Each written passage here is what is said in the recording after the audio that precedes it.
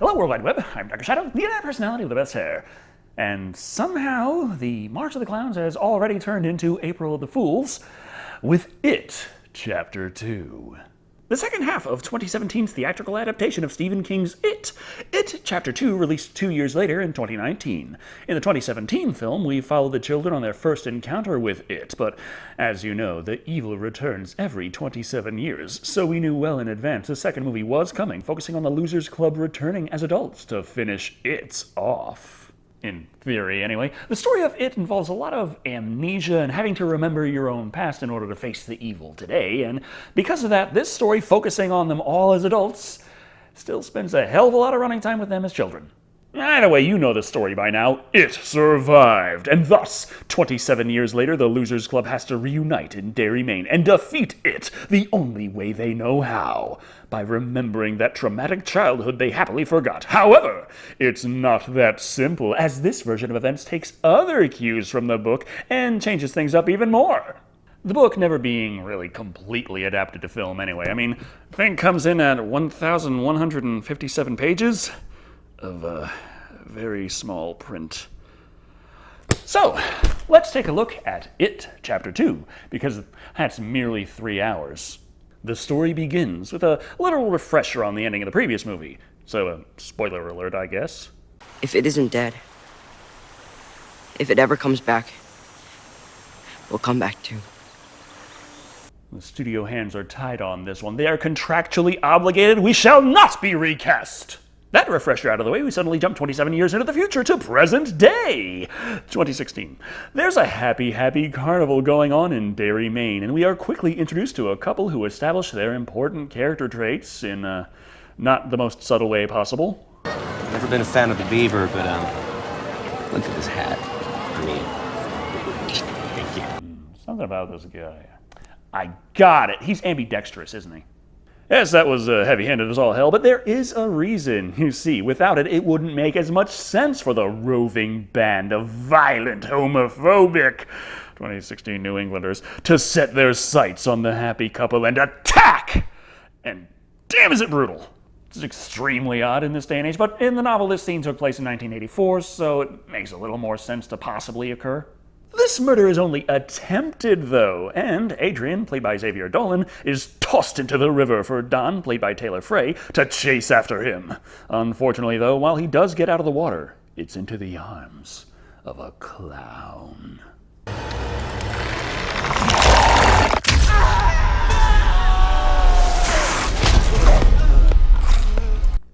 What do you know? Pineapple does make it sweeter.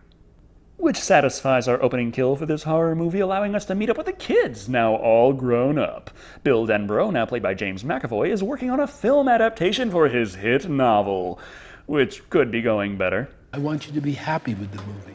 You understand? I'm on your side. That's great, because in my book, the ending It's terrible. Had a smooth 10 minutes into the film. You can't say they didn't give us fair warning that there might be a few changes come Act 3.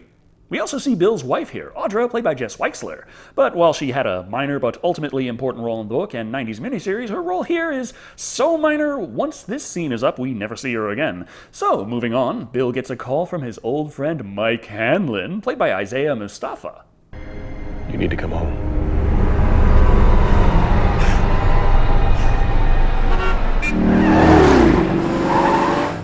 But the calls leading to flashbacks are just shit they did in the 90s miniseries. No, sir, this is a serious theatrical production, so... Moving on to Eddie, played by James Ransone. Just like the novel, he now lives in New York, but for some reason his occupation was arbitrarily changed from successful limousine company owner to a risk analyst guy. Because it's fun to remove established character development now, I guess. Either way, he also gets a call from Mike. Like who? My goddamn neck! I'm gonna sue! Moving on even faster now, we see that Richie is now played by Bill Hader, and the call from Maine made him too nervous to perform his comedy routine. It's really not as bad as a car accident. But past that, we also see Ben Hanscom is still a legendary architect, played by Jay Ryan, and after he gets a call, we move on to Stanley, played by Andy Bean. How soon can you get here? Well, I would need to do a few things. Tomorrow. Oh, well, I really need to get some stuff done on tonight. That's not even physically possible. You got 10 minutes to get your ass to Derry! So, promise is a promise. Stanley, along with the rest of the Losers Club, made a blood oath to come back if it ever returned. Therefore,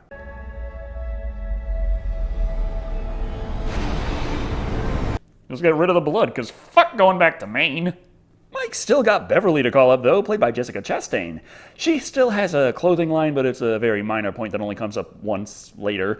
Still, she heeds Mike's call to action, and it still doesn't go over too well, what with that abusive relationship and all. I want you to stay right here, and you're gonna show me what it is you're gonna do with Mike, okay? Okay, Bev, just take his ass down to the sewer for an ancient eldritch evil to eat him while dancing in his blood dressed like a clown. I really don't see the downside here. Unfortunately, it doesn't go quite that far. She just fights him off and leaves his ass. Then we get a flashback to something none of them are remembering. That time the sewers of Derry erupted with dead children. And of course, Henry Bowers. He survived and walks right the fuck up to the police, resulting in him being locked away in a mental institution for the last 27 years.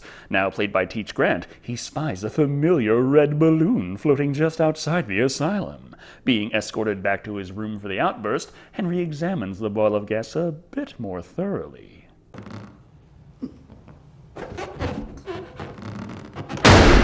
Sweet, there's a prize inside. Former friend, current ghoul Hockstetter.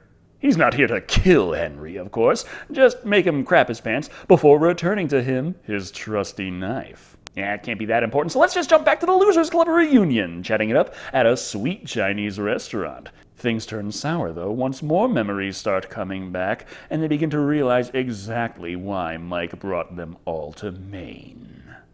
Pennywise. Oh, the fucking clown. Oh, shit. Pennywise.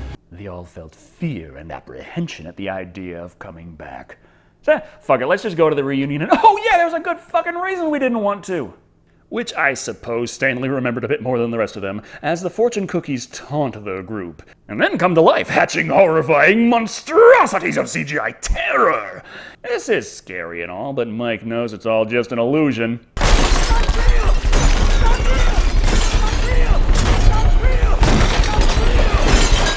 Is everything all right?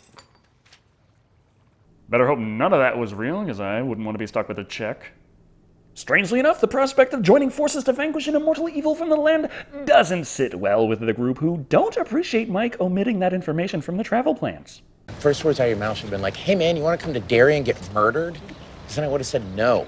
Don't think of it like being murdered. Think of it like an ageless evil just toying with you and taking advantage of that whole mortality thing. When Beverly calls up Stan's house and they learn for certain he's not coming because, well, kinda killed himself and all, that settles it. Everyone tells Mike it's been fun, haunted fortune cookies were great, and they're getting the hell out of Dodge. However, Mike does manage to get Bill to listen, telling him that before he goes, there is something he simply has to see first. No, not the creepy scene of Pennywise luring a small child to her doom. That was just for the trailers. Or Henry Bowers killing his way to freedom with nothing but a pocket knife and some supernatural powers. Nope, Mike's got something to show him back at the library. First, a tall glass of strange-tasting water, and then this. What am I looking at, Mike? It's an artifact. Early 18th century Shako. How'd you get it? That's just a polite way of saying, what the fuck, where did this come from? Mike acquired it from a group of natives who lived just outside of Derry. They showed him how to beat it with some handy-dandy drugs. The kind like he slipped into Bill's water. You drugged me? No, you drugged me? It's a root with properties. It's just natural, man. It's just nature. What are you, a narc? The visions and means of sealing away it are, of course, this movie's take on the Ritual of Chud. Not accurate to the book, but call me when you see a movie where you get advice on how to defeat an ancient evil from a turtle who is somehow not a ninja. Here the natives told Mike that, hey, just get some people together, burn things that mean a lot to them, and then its true form is revealed. Seal it up, and boom! You've beaten the final boss. How are we gonna do it? Everybody already said no. And we could try to convince him with this new information, but I don't know, that requires talking to people. Mike's angle is that Bill's got clout. They'll listen to him. That's only half right, though, as Beverly's little run-in with the Deadlights in the last movie got her visions. Visions of death! She knew Stanley killed himself before his widow told her. The fact is, if they don't beat it here and now, they are all going to die soon after anyway. Kind of makes Bill info about that chud shit not even necessary, but that's all they've got when it comes to defeating it, and therefore, they gotta do it right. If we want this ritual to work, we have to remember. Remember what? Well, this Ritual of Chud box has a password. Ooh, there's a security question. What the hell was my favorite food 27 years ago? No time to explain, because once its current cycle ends, that's it. Game over. So to help remember their childhoods, they all head down to that secret clubhouse Ben built for them as kids. They didn't remember because of that spooky amnesia. We didn't remember because it wasn't in the last movie. But the point is, the memories come rushing back as they find the shower caps that Stanley provided to help keep spiders out of their hair, before going on a wise beyond his years rant about whether or not they'll still be friends when they're all grown up. I wonder what he was like all grown up. Probably what he was like as a kid.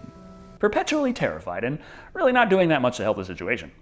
But remember that ritual thingamajig requires sacrifices for it to work? Well, the Losers Club soon realized these handy-dandy shower caps we just heard of are absolutely perfect for Stanley, who will not be present, but details.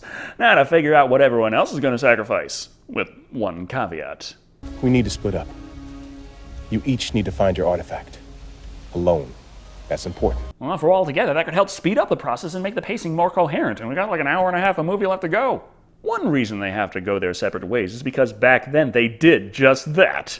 Sure, they just used the power of friendship to take out an insanely powerful evil, but fuck it, they had an argument about something, and now the Losers Club is no more. Or then the Losers Club was... yeah, fuck it. Beverly heads to her childhood home and finds it's now occupied by a little old lady. While she invites her in and goes off to make some tea, Bev heads into her old room to rip the casing off the wall and retrieve her sentimentally secret stash of smokes. And that old poem. No reason to bring this up with a woman who currently lives here, though.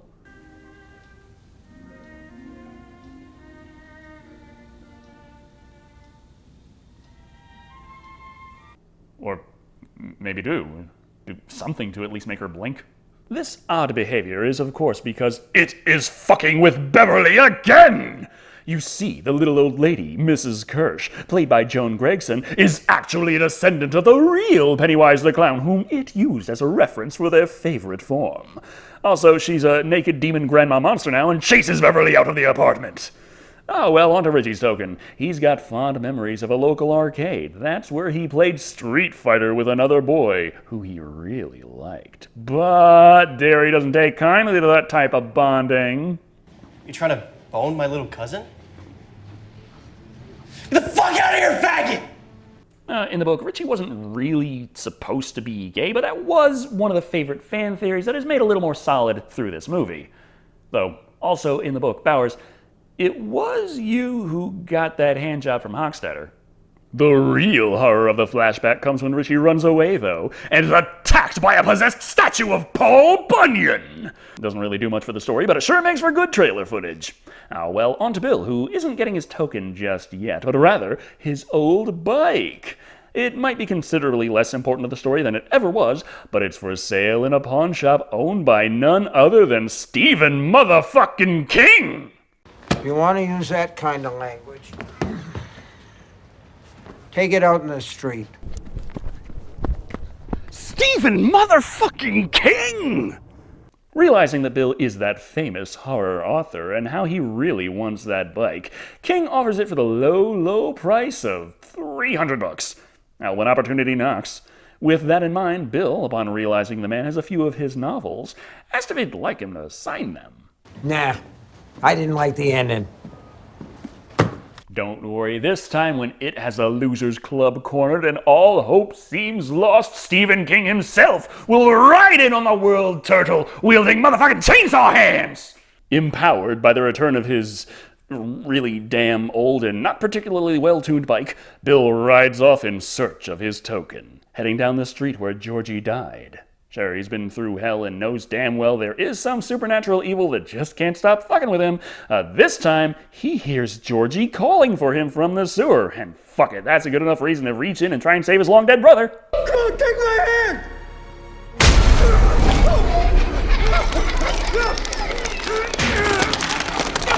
Okay, that was legitimately freaky. Or maybe I just don't like being touched. But it does get him his token, the paper boat he made for Georgie. Thanks, It. Hold on, though, there's another kid here, and after Bill tells him to never, ever listen to voices coming from storm drains, the kid tells him voices don't come out of storm drains, they come out of plumbing and shit. Thus, Bill tells him he must escape Derry at once, or else he will die! I'm supposed to be at the festival. I gotta go. I mean, yeah, there's clearly some freaky shit going on in this town. And this man did just warn me about impending doom, but, I mean, come on, cotton candy. Anyway, Ben's already got his token, but fuck it, we still gotta fill out the running time, so he goes on a quest to find himself anyway. Long story short, flashback, it taking the form of Beverly to scare the crap out of him, the usual freaky-deaky horror hellhole that is high school. Anyway, it's on to Eddie. Seems the place he most identifies with in this town is the pharmacy. We also get a quaint little flashback here, where he remembers heading into the basement, only to find his mother trapped with a horrifying lever coming to infect her. He can't save her in time and flees from the illusion. But that's all it was, right? An illusion. And there's nothing here to bother Eddie today.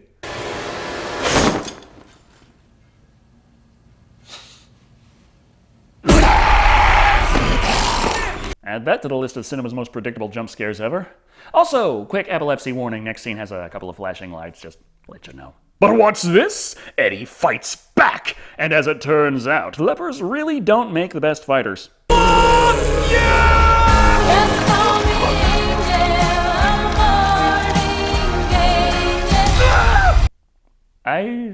I just want you to know, I didn't edit that in. That is part of the movie. Okay? Okay.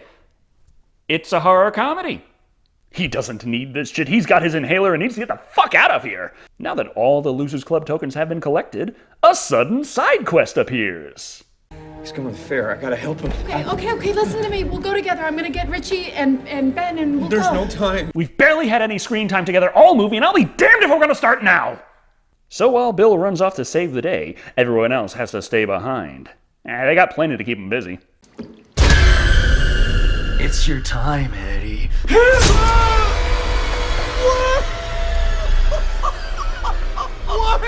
Honestly relatable. Eddie's not really scared. He's just confused and annoyed.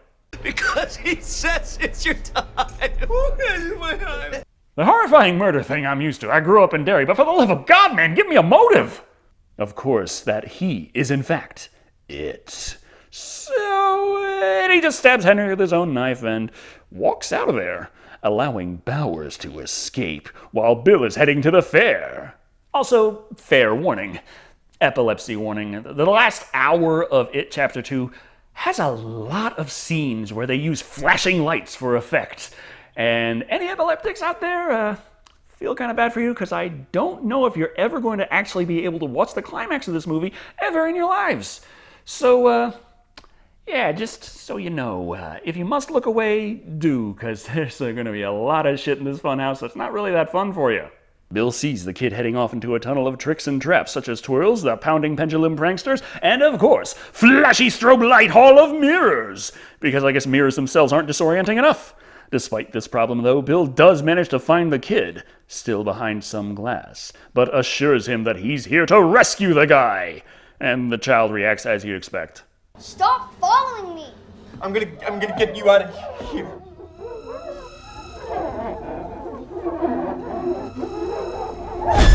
Either way, Pennywise bashes his face against the glass, breaking into the compartment with the child and killing him in front of Bill. And with that out of the way, the movie finally stopped flashing. At least for a little while. Richie takes a break to reminisce about things and give a little more screen time to Kid Stanley, who's at his bar mitzvah and is all like, fuck growing up. Well, at least he got another scene. Bowers also gets back into the limelight, attacking Mike at the library, only to then be killed by Richie, who shows up in the nick of time. Just slightly before everyone else. Are you all right? No, I'm not all right. I just fucking killed a guy. I was talking to Mike. Well, at least he's not checking on Bowers, no matter how little screen time he got in this movie. And by everyone else, I meant almost everyone else, as Bill's run off to fight it alone, because he can't let anyone else die on his behalf. It's about the group. The ritual doesn't work without the group. Doing it together is why it worked. Okay, Mike, just because in the book you all had this childhood orgy doesn't mean you get all your childhood friends together and drug them. Fortunately, though, Bill just so happens to spend most of his time waiting on the porch for everyone else to arrive and let him know that they aren't about to let him face off against it all by his lonesome. We didn't do it alone then, Bill. So we're not gonna do this alone now. Yeah, may as well spend some of this movie actually together. However, upon entering the house, the group is immediately separated. Fucking brilliant. While Ben is getting letters carved into his chiseled six-pack, Stan pops up in a fridge, decapitates himself, and begins taunting them. I'd still be alive if it wasn't for you, Bill. No. Yeah, don't even start, Stanley. You killed yourself in that bathtub. Bill didn't even remember who the fuck you were at that point. Also, no surprise, the crimson calligraphy is the work of the clown. So Beverly smashes the mirror, which somehow works. Stanley, on the other hand... You gotta be fucking kidding. does that thing from the thing. Except with the head right side up this time, because fuck inverted controls. The Spider Stan attacks! No secret special psychological methodology here, just stab the fucker enough times and the monster is defeated. That taken care of, the group regroups and heads to the cellar, well, that heads into the sewers. The location of the original climax actually has a trap door leading down to a secondary climax location. Now that the Losers Club has infiltrated its lair, they prepare the Ritual of Chud, at least this movie's version, and offer their artifacts to be sacrificed. Bill gives the paper boat, which he's damn lucky Pennywise just so happened to return to him for this. Eddie, his inhaler. Beverly, the poem from The Secret Admirer. Ben, the yearbook page that only Beverly signed. I probably should have forgotten it, but I couldn't because I kept it in my wallet. So I guess instead of going back to school to have those weird horror flashbacks, I could have just gone to the library and waited there reading one of Bill's books. Richie's token is the literal token, of course, and Mike offers the rock Beverly threw, still stained with Bowers' blood. Couldn't forget about Stan. Again. Okay, I know he was part of the group, but he's not coming, so, do these extra ingredients mess with the ritual, or how does it work? Is it like baking with exact measurements, or is it just whatever the fuck, like YouTube's policy enforcement? With their sacrifices made, now comes the real test of willpower. They return it to their true form, the deadlights, and chant "turn light into dark" over and over again in order to capture it in an ancient Native American ghost trap. Once it's in, Mike caps it off. Is it working? Did we do it? This is part of it.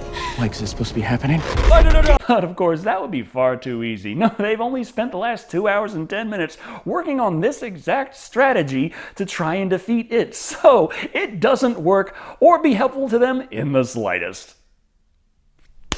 So, surprise! Pennywise easily escapes the trap, because after all, he's got experience, pointing out that Mike neglected to inform his friends that the entire reason he's still kicking around is because the ritual failed the first time, and it killed all the people who tried to seal it. They didn't believe they could kill him. That's why it didn't work back then. Are you fucking kidding me, Mike? We hurt him. Fuck you, Mikey. So if he lied to them and said it would work, then they would believe it would work and therefore work. The fucking power of positive thinking strikes again. As well as the strobe lights, there's going to be a fucking shitload of them. I have no idea who installed all the rave lights down here, but there's a lot.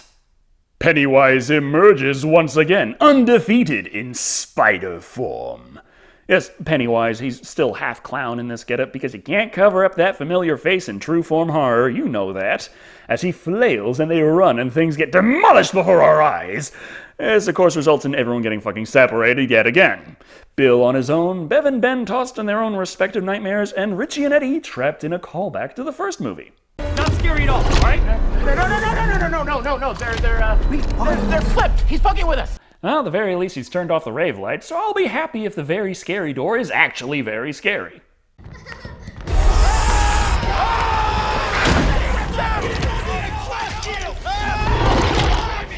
He's not fucking with us. Man, after your childhood, you'd think you'd be a little harder to spook. Just kick that half of her out of the way and just go. But the not scary at all door contains the pure evil of a Pomeranian. Hey, baby. Good boy.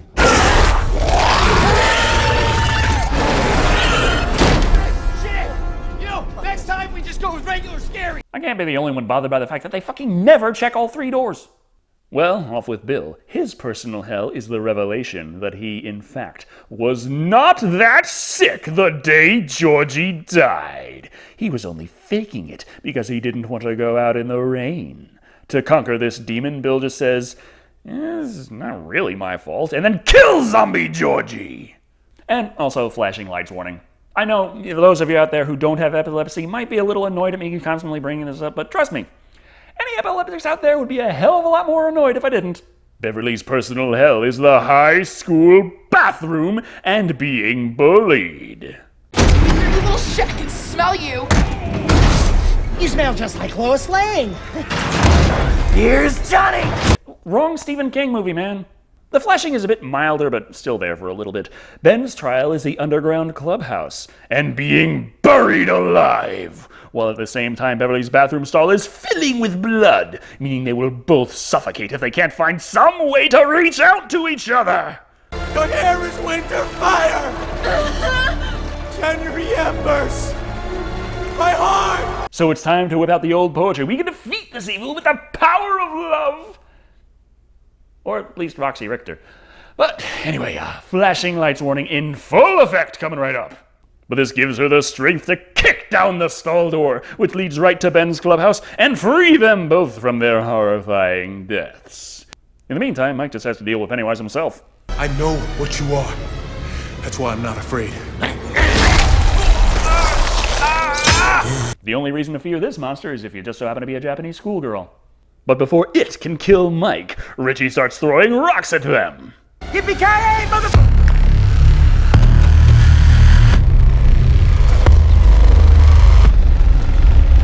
Richie, you forgot the roll. You defeat evil with the power of rock and roll. However, before the deadlights can finish off Richie, Eddie grows some balls and attacks, stabbing the beast and sending it reeling backward.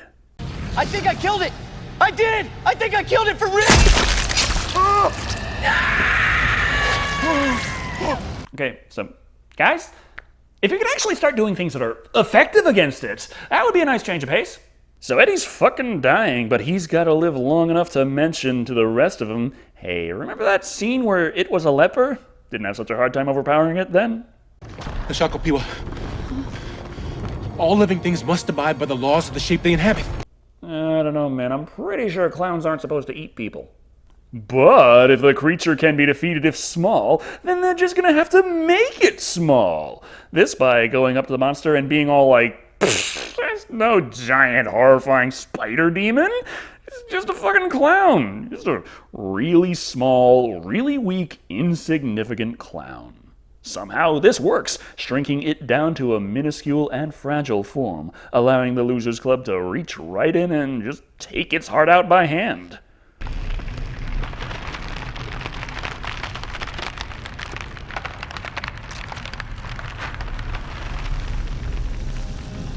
I miss the miniseries ending where they just kick the shit out of the spider demon and rip its heart out in a psychotic rage. But at the very least, hey, at least the flashing lights finally fucking stopped. But on the downside, Eddie Spaghetti is deady. And of course, there is the fact that its lair is crumbling all around them and they must run! Therefore, happy ending! It is finally dead. The Losers Club is victorious! Though down a few members, but it's no big deal. Ben and Bev can finally get together, and maybe Bill can write a book with a decent ending for once. However, he then gets another call from Mike. Oh, did you get the letter? What letter? You'll know when you see it. Holy fuck, I'm pre-approved! This is the best day ever! The actual letter is that from none other than Stanley. No, he's still dead, but now we're gonna quickly scribble in some wishy-washy shit as to why his suicide was actually a good thing. You see, he knew that in order to defeat it, they had to be united, and he was the weakest link. Therefore, just take himself out of the equation, and they can be that much stronger. He did it to help save Derry. See, the thing about being a loser is you don't have anything to lose. What? Jesus fuck, man. That is a terrible... And remember, suicide is a horrible thing. If you wanted to maybe change that, either let them live or find some other way to kill them. Don't just go all like, hey, you know what? When you think about it in the right context, killing yourself is the best fucking thing you can do. Anyway, that was it. Chapter 2. I didn't like the ending. It, Chapter 2, is an odd little creature. It's a theatrical adaptation of a balls-to-the-wall, crazy-ass horror novel, and I get that it isn't the easiest thing in the world to make a movie out of. Not to mention that I'm pretty sure there are several parts of the movie that might not even be legal to put in a theatrical film, but judging it by its own merits, there's still a lot that leaves me scratching my head. It seems as if the movie was structured in a way that would allow for as much popcorn horror as you can get, and the setting is ripe for that kind of stuff, but it's inherently inferior to the kind of scares we got in Chapter 1. Beverly's flashbacks of the horrors of her father harken back to it briefly, but the fact that they are well past that point in their lives means it's still not the most dreadful thing to come across.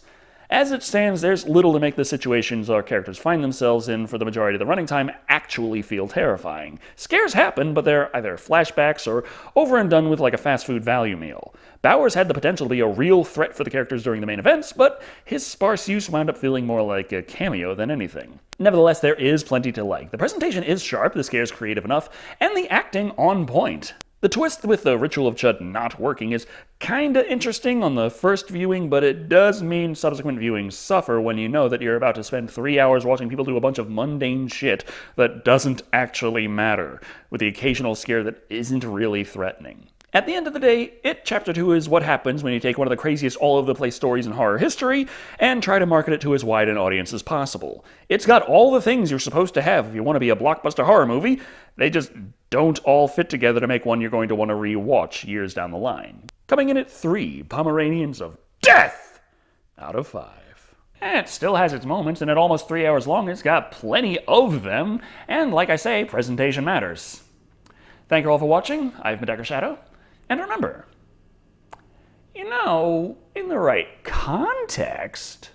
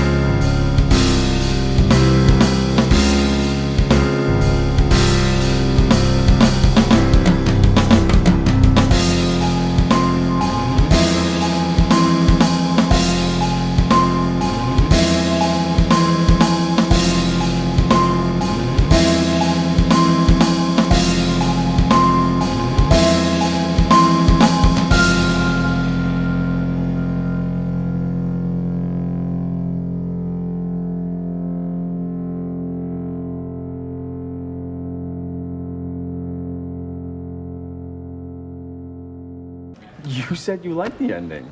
That was a lie.